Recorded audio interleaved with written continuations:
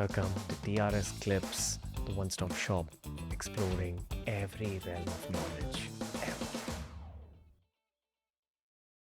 You spoke about this thing called non-toxic fuel or toxic fuel for your... If you could just explain that in short. Yeah, so a lot of human beings, if you look at the human brain, a real pity is that it's highly motivated by negative things. Yeah. Right? So if I feel anxious, people will say, anxiety keeps me from doing things. But if you really pay attention to it, it strongly motivates you to stay at home. It strongly motivates you to stay hidden. Sometimes you're anxious about your boss getting mad at you. So it motivates you to work extra hard. Mm-hmm.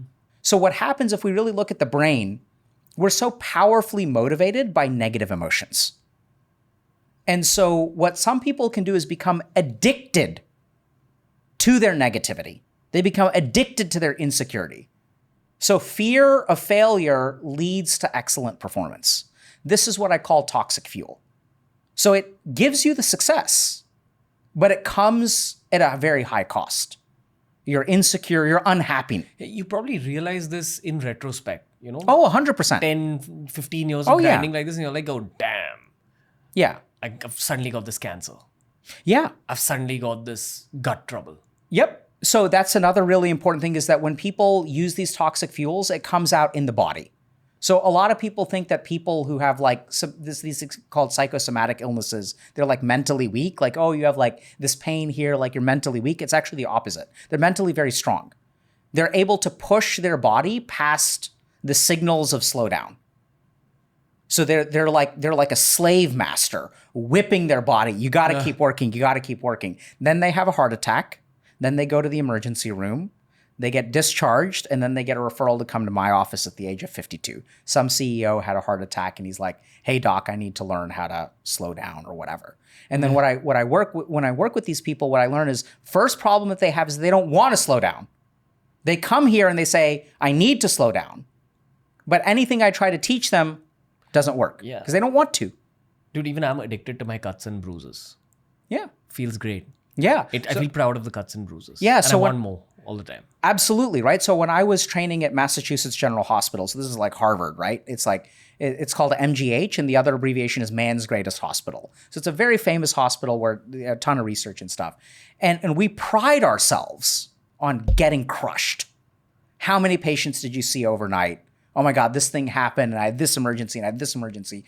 There's a certain machismo of the more you got punished and survived, the stronger you are.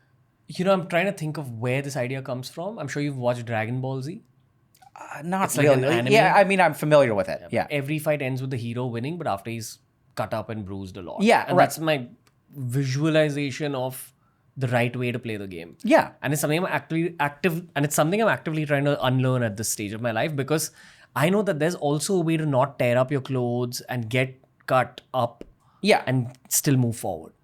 So the problem is what is natural is to do it that way, to do it getting cut up, right? That's so much more accessible. Moving against our biology and sort of like more of the spiritual evolution realm is starting to learn how to motivate yourself without those things. And it's really scary because there's a period there where like people are kind of in limbo, but that's when you start getting motivated by things like dharma. It's not about ego. It's not about accomplishment. It's about doing your duty. Yeah, I mean, there's this spiritual thing I also want to explore, which is an extension of this exact thought. Okay. Of really going hard at career, really going hard at fitness, David Goggins style in every aspect of your life. But that David Goggins mentality helps in spiritual growth also. Yes and no. So I mean, it's like it allows me to meditate a lot longer, a lot more often. And chase knowledge a lot more often. So here's an interesting question, and maybe one day we can ask David Goggins, but can David Goggins stop? Is he capable? What do you think? No. Okay, so like that for me is a problem. So when we talk about like, this is my value system, is like understanding, control, freedom, not accomplishment. Yeah, you're right. Right? The real luxury is free time. You'll hear a lot of rich people say that. Yeah. I mean, time, sure, but just freedom in general. Yeah. Right? And so I think that the problem is that These things are effective at accomplishment. But accomplishment, here's the real tragedy, is you can get pretty accomplished without those things. So you can work pretty hard. And I mean, my process has been one of, so when I was 15 years old, I decided I was going to be a doctor. And I decided I wanted to go to Harvard Medical School because that's where the best doctors go. And then I started college. I was 18. I was pre-med. And I wanted to go to Harvard and I wanted to be the best. But it was all ego. And ego doesn't stand up to the work that's necessary. Sometimes it does. It didn't in me. And then I let go of all of that. And then, went on the spiritual journey. And then I ended up applying to medical school and then ended up going to Harvard for residency. But I remember my wife asked me, when you got in, how did you feel? And I actually felt pretty neutral about it, right? So I was like, where I end up is where I end up. This is what I'm interested in. If they want me, that's fine. If they don't want me, that's okay too. It's nice. It's great. I love the institution. It's an amazing institution. But letting go of the ambition, interestingly enough, freed me from a lot of that pressure. And what I really did, the reason I think I ended up there is at some point in medical school, I was like, I want to learn this stuff. I realize, and now when I mentor people and they're worried about getting bad grades, I'm like, I don't think you understand. This isn't about a grade. One day you're going to be in a room with another human being. And whether that human being lives or dies depends on how hard you study today. Yeah. So it's a lot more pressure, but it's dharmic pressure. Yeah.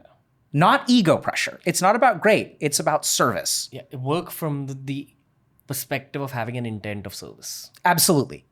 And when you work for the intent of service, then the work flows a lot more naturally. Tiny tangent that I'll take. Yeah. Which is that whole intention setting thing we did right before the show began. This is probably the 4th or 5th episode we're doing it.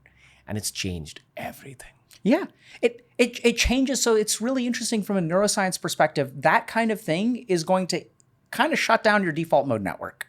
Makes it less about yourself. Exactly. Numbers. Exactly. Makes it more about who the episodes. So we're showing up to do this thing, and we're gonna do it as best as we can, because people need help, because the world needs help. An added note is that I think this intention setting has always been an internal practice, but there's something about words that just solidifies it. So there's all kinds. We can get into that. There's really interesting research about sub-vocalization.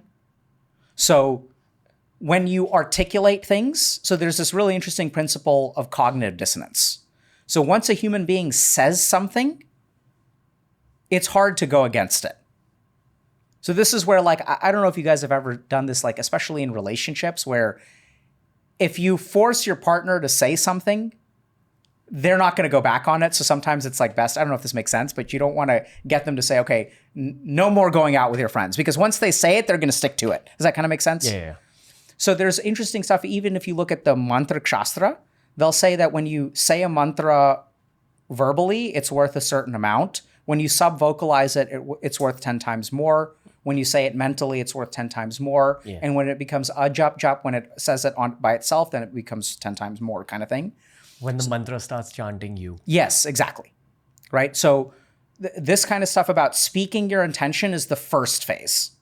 But when we speak the intention, I know that the speaking is a consequence of what you were thinking, right? So speaking helps us solidify the mind.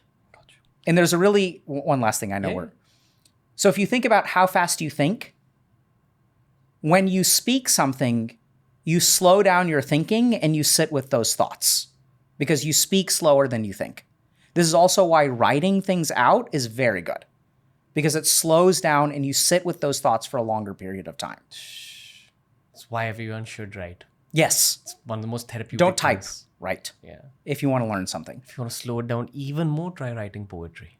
Thanks for watching TRS Clips. Make sure to explore the channel. ऐसे ही बहुत सारे clips upload करे हैं. You'll keep working out your brain as you keep exploring the channel.